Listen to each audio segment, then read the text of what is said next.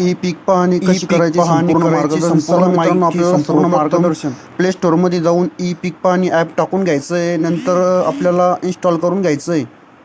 E पीक पाहणी install झाल्यानंतर आपल्याला ओपन करायचं आहे. ई पाहणी ॲप्स आपल्यासमोर ओपन होईल. नंतर आपल्याला ओपन करायचं आहे. ई पीक पाहणी एकदम सोप्या रीती ई पाहणी ओपन झाल्यानंतर आपल्या पुढे आपले महाराष्ट्र शासन महसूल माझी शेती माझा सातबारा येईल, तर आपल्याला स्किप करून पुढे जायचं आहे.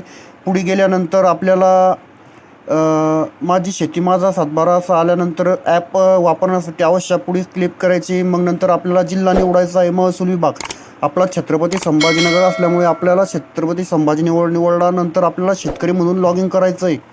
शेतकरी म्हणून आपल्याला मोबाईल नंबर प्रविष्ट करायचा आहे. आपला मोबाईल नंबर जो असेल तो टाकून घ्यायचा आहे. आपल्याला नंबर प्रविष्ट करल्यानंतर संकेत येईल, तर आपल्याला संकेत पाठवा म्हणून क्लिक करायची आहे. क्लिक करल्यानंतर आपल्याला OTP येईल. नंतर संपूर्ण नाव येईल, तर आपल्याला संपूर्ण जो शेतकरी असेल त्याचं नाव टाकून घ्यायचं आहे. नाव टाकल्यानंतर आपल्याला संकेत क्रमांक येईल, 4 अंकी संकेत क्रमांक येईल. तो आपल्याला संकेत क्रमांक टाकायचा आहे. आपल्याला पूर्ण नाव टाकून घ्यायचं आहे. पूर्ण नाव टाकल्यानंतर आपल्याला संकेत पाठवावर क्लिक करायचे.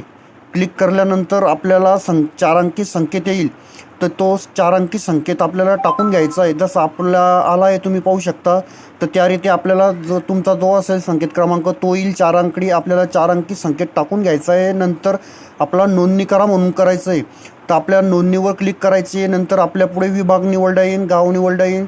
तर आपला विभाग आहे छत्रपती संभाजीनगर. जिल्हा निवडायचा, आपला जिल्हा आहे छत्रपती संभाजीनगर. तुमचा जो असेल तो टाकायचा आहे. तुमचा तालुका टाकून घ्यायचा आहे. नंतर गाव टाकायचं आहे. तुमचं जे गाव असेल ते टाकायचं आहे. जो तालुका असेल तो टाकायचा आहे. जो जिल्हा असेल तो टाकायचा आहे. अशी गावाची नावं येतील आपल्यासमोर. तर आपलं गाव निवडलं आहे आपण. नंतर खातेदार निवडा. पहिलं नाव, आडनाव, खाते क्रमांक किंवा गट क्रमांक. आपण गट क्रमांक निवडतोय, तर आपला गट क्रमांक आपण टाकतोय. तुम्ही पाहू शकता. तुमचा जो असेल तो तुम्ही टाकून घ्यायचा आहे. आपला 161 होता, तर आपण 161 टाकल्यानंतर आपल्याला शोधावर क्लिक करायचं आहे. शोधावर क्लिक केल्यानंतर आपलं जे सातबाऱ्यात नाव असतील ते येतील. तर तुम्ही पाहू शकता आपण नाव टाकून घेतलेले. नंतर पुढे बाणाचं टोकीन आपल्याला क्लिक करून पुढे जायचं आहे. आपले खातेदाराचं नाव दिसतंय तुम्हाला. नंतर खाली खाते क्रमांक दिसतोय.